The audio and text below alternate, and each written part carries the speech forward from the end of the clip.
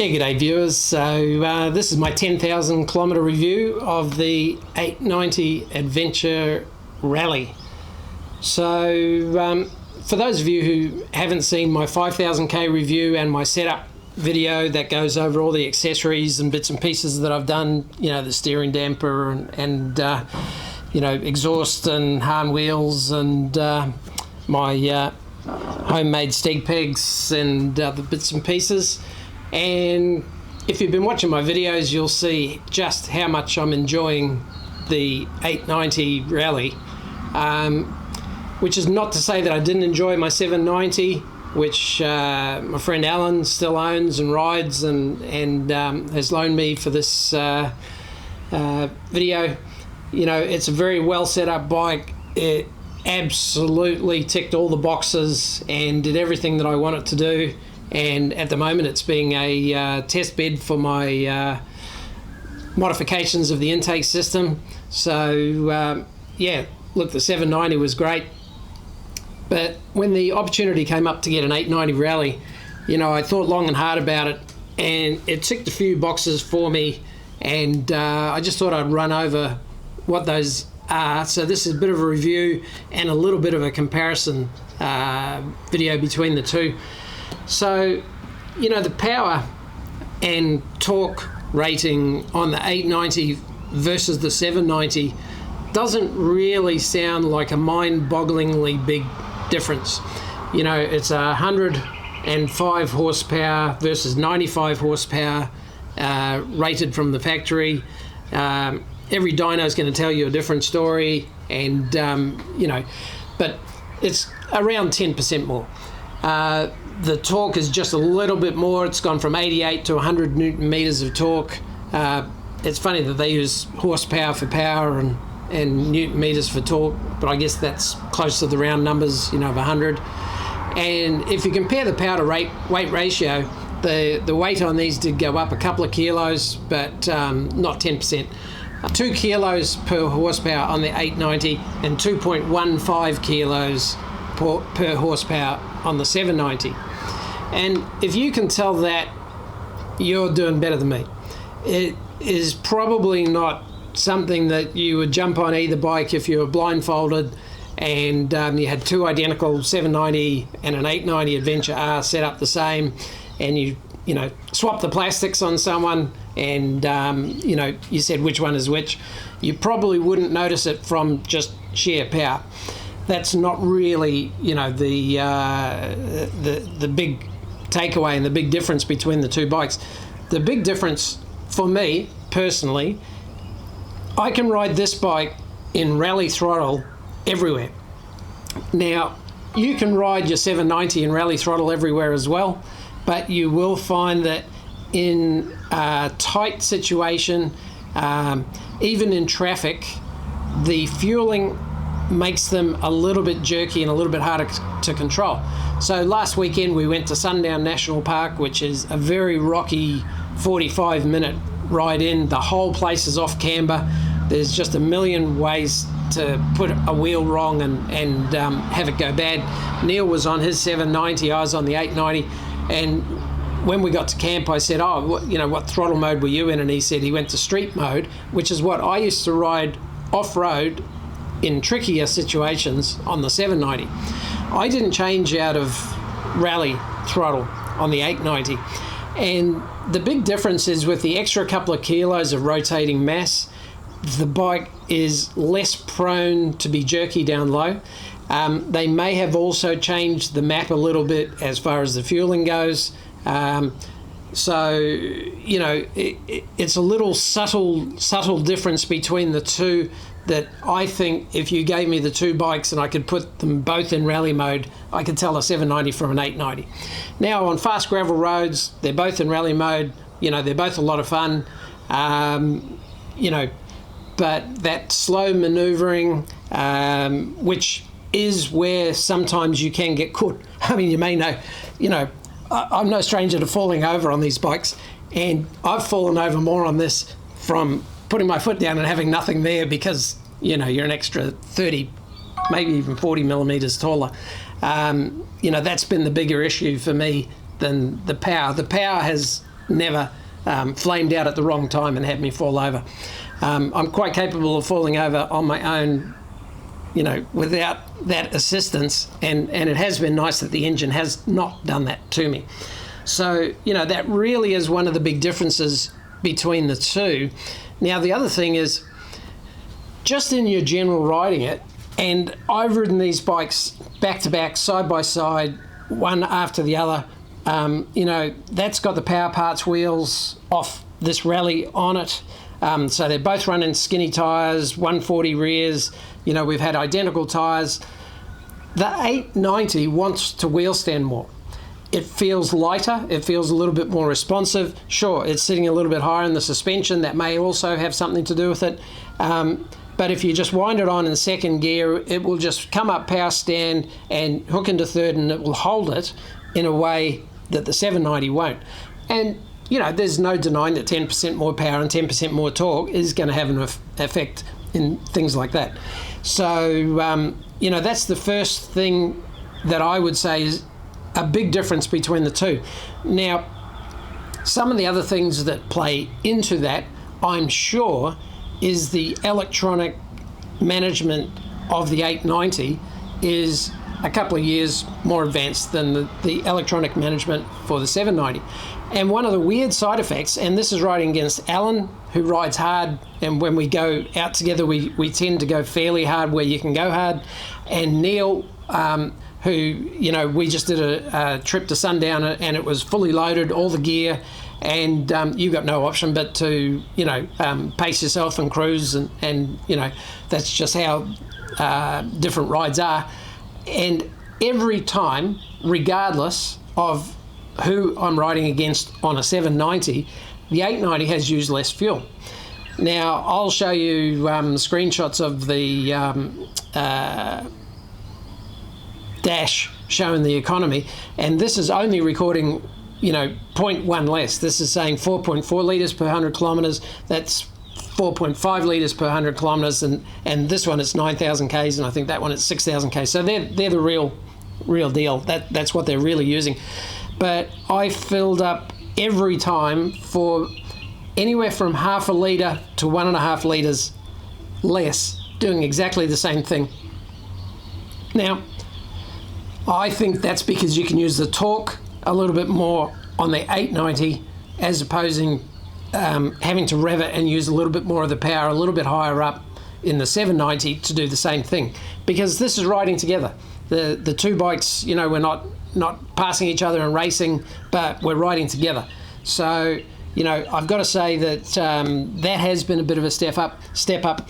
I also think that the electronic systems on the traction control, the ABS, the quick shifter, and the smoothness of the rally throttle, you know, that all comes into play with that and makes this bike more efficient.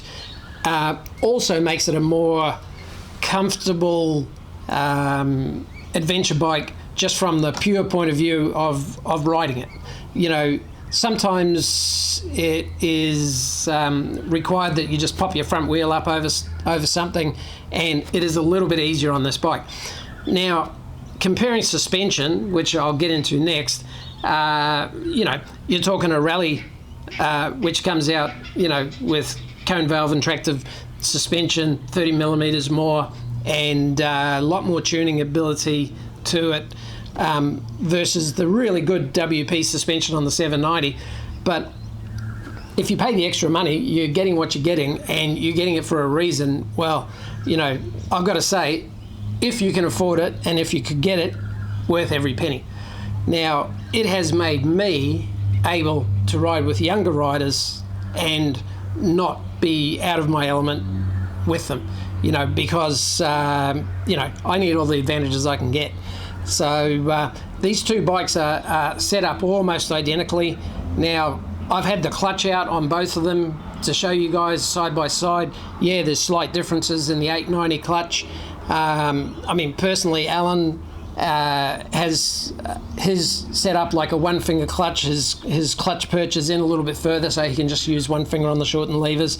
I run mine in the middle position on the clutch extender that I've got, because I prefer that, and I prefer the full disengagement and being able to get neutral and everything easier. So, you know, there's a couple of little modifications between the two, but they're virtually the same. I mean, you know, down to the same grips, the same mirrors and everything else. This bike feels lighter. I know it's not. I do know it's heavier.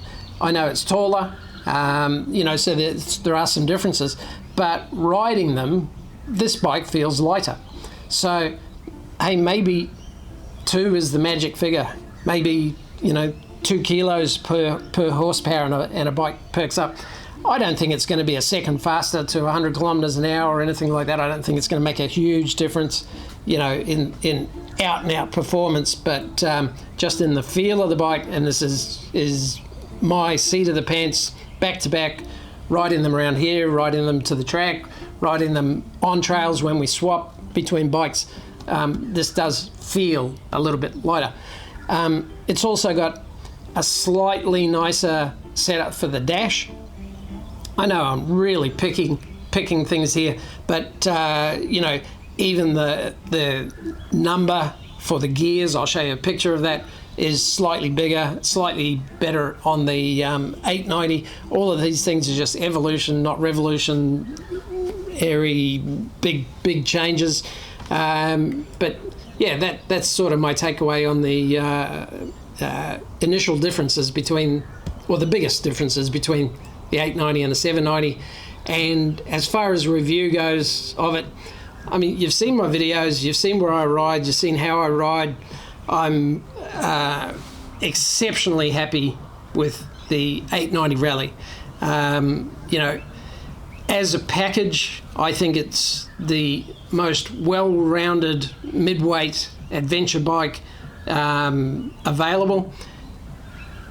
If I wanted to ride around Australia, doubling someone else and you know, taking it easy and checking out all the sites, I would probably go for a 1290 or a 1250, or you know, one of the bigger capacity bikes. Also something that's a bit lower. You know, this is a tall bike to jump on and off, and you know, there's always a compromise. Everything is a compromise. I think the 890 Rally is the least compromised big adventure bike that's out there. Now, this is my review of my bike, and I have ridden most recently Africa Twin and T7, and having owned the Africa Twin before, it was very much a case of I felt all that weight up high. I felt like I was on a much bigger bike. I felt like I really didn't want to take it on anything rough. You know, that's the reality. It was you know, set up a little bit more plush feeling than the KTM offering, and I think that's the market that they've gone for. Without a doubt, I'm sure you could alter your suspension and make them more off-road capable. Definitely the T7 that I rode, which was a well-sorted one owned by a friend of mine who had spent money getting the suspension sorted out, still was more similar to the Africa Twin than to the 790 and 890 platform off-road. Also, you know, you're talking a huge difference in power there. You know, 20 horsepower difference to the 790 and 30 horsepower difference to the 890. I mean, that's massive, and you can feel it because you're just having to use more throttle. Nice engine, does everything well, but you wouldn't say that it's awe-inspiring in the grunt department, you know. Whereas you wind up one of these, in particular off-road, you know, you're having to back it down and cover yourself, you know. There's a lot of get up and go. So jumping forward to a discussion of specific to the Rally model, the suspension. On the recent trip that I did, which had about 35 kilos total worth of gear, water and everything else, I went up 3/4 of a turn on the front. I got the plastic tool and the and just a T-bar for the rear suspension preload. I didn't actually end up changing any of the clickers, so I'm running in between comfort and normal on the clickers, both front and rear, and you aren't going as hard when you're fully loaded. So I didn't find the need to alter anything. The bike was still really well balanced, and I went up a quarter of a turn at the front, and I went up 5 turns at a time at the rear. It's like 80 turns on the rear to go all the way. And I found that at about, so it's sitting at about 12 or 15 turns now, and I went up 20 on the rear to get the bike to balance again, to get the handling to neutralise. I went up 3/4, which is just under half of the preload on the front. And I just found that made me almost forget that I had the extra load on. It brought the seat height back up to pretty similar. I was at a similar level, tippy toes on both sides, because hey, I'm short and old, and that's how I am on this bike, because it's a bit tall. As you can see, I've got the power parts low seat on. The other day I actually had the seat off that on this bike, and I've got the front of that seat built up on the 790, and it actually made this uncomfortably tall. The seat that it came with is sitting in the box with all the other bits and pieces, bash plate and everything else. What else? The exhaust. You may see that I've gone to my Delcovic exhaust, and I probably at some point for some riding would have put the Akrapovic exhaust on it, except with the new model for the 890 you can't get the DB killer out. So I've heard that some people have really struggled with getting it out because the nut is welded in pretty securely. So it's sitting waiting for when I either sell this or whatever. What else? I changed away from the rally pegs on this because, again, putting my feet down, I found it quite hard to. I had to put my feet out too far to get my feet down. So I actually went to the standard pegs, which are off that bike. So I'm just talking about the things that off this rally specifically. The seat, exhaust, the pegs. And everything else. I haven't changed to a rally tower like on the 790 because for whatever reason, and I think part of it is because I'm sitting down lower with the power parts low seat, the little spoiler that I had, which I've actually modified and dropped down one hole, so it just sets up a nice little laminar flow, and I'm in a pretty comfortable bubble. I haven't taken off anything else. Everything else is fine. So, I don't know whether I'm just lucky. See, being short sometimes has an advantage. There's a few other minor changes with regards to the software and the interaction with the dash. One is that when you're in off-road ABS, it doesn't come up any longer and flash the yellow light at you every 15 or 20 seconds, like on the 790 dash. So you can be in off-road ABS and it comes up on your dash and it says off-road, and that's it. The traction control, I think, is less intrusive. I don't notice it as much. I ride around most of the time in 3, just to stop it wildly spinning up. But I mean, even in 6, 7, 8, and it will even spin its wheels in 9, but it will sort of tame itself down pretty quick. I think it's a next level traction control on this. So as you can probably see there, I'm running the Rottweiler power plate on this one, and because it was a dirt road, I had the double layer filter in there. That's worked really well. I actually really think, compared to the stock one, for the money, it's a pretty good performance versus price versus utility, and the fact that you can carry a couple of those skins and it's easy to change. So yeah, I'm pretty happy with that. Other than that, the rally has really revitalized my interest in adventure riding again. Like the 790 was a step up from my Africa Twin. It really made me want to seek out a little more adventurous trails. The 890 even more so. Sometimes I even ride it to work just because I enjoy riding it. It's a fun bike. The power is great. The suspension's great. And I've got to say, as an owner with over 10,000 kilometres, I give it 2 thumbs up. So I never usually ask, but if you watch this far, can you subscribe? It's only a little thing, but it lets me know that people are enjoying what I'm doing and contributing to it. And I think this month I made enough for a coffee every week out of YouTube. So yeah, it's really really not why I do it, but yeah, subscribing would be nice. Leave a comment if you agree or disagree. Next video I'm going to do is about tyres, because I've actually got quite a reasonable selection at the moment, because I don't know about you guys, but with the way stock is at the moment, it's pretty hard to get the darn things. So I've stocked up a couple, so I'll go into that and yeah, add some more rides in. The one at the moment that was from the 5-day with Neil.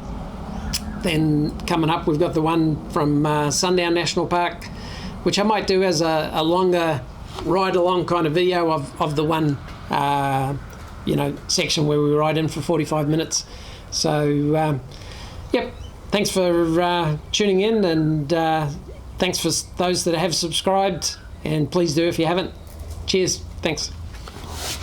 Since this is the 10,000k review, I'll just really quickly run over the bits and pieces on mine that I've accessorized or modified or whatever.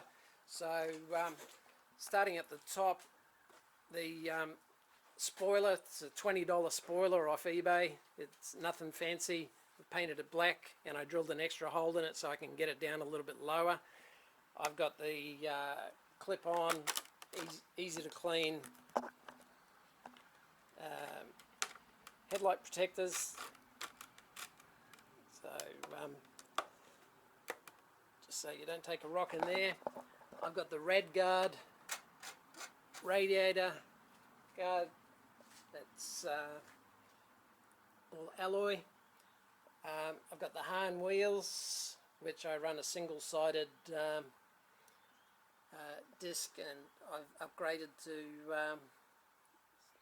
a better quality pad. I've got the Bark Busters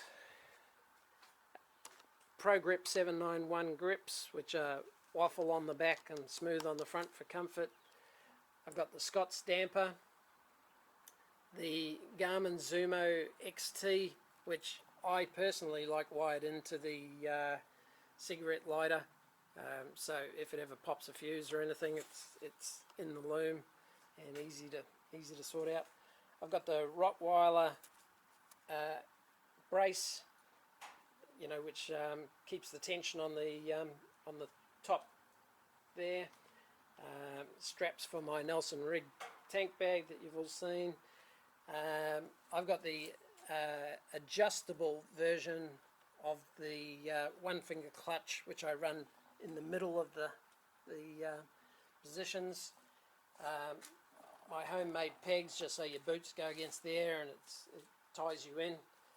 I don't run the side pods, I don't run the hand grab rails, and I've got the Delcovic exhaust with a custom mid pipe there.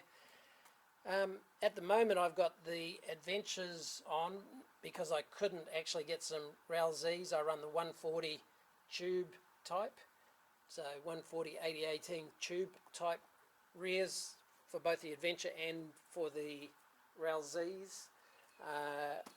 Wolfman tank bag there, and B&B bash plate, which I've got to say is a good solid bit of kit, and the fact that it's got these wings that come up on the side and protect the bottom of your tank protectors is awesome. That is worth its weight in gold.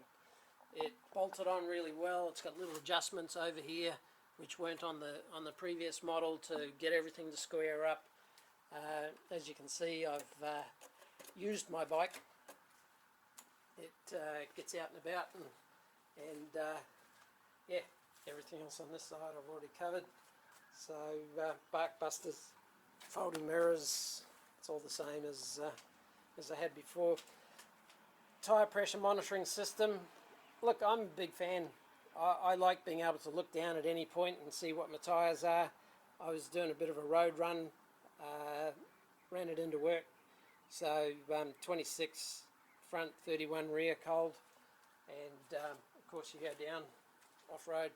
I'm running the Pirelli Scorpion Rally tube type 54R MST fronts, and good luck if you can find it.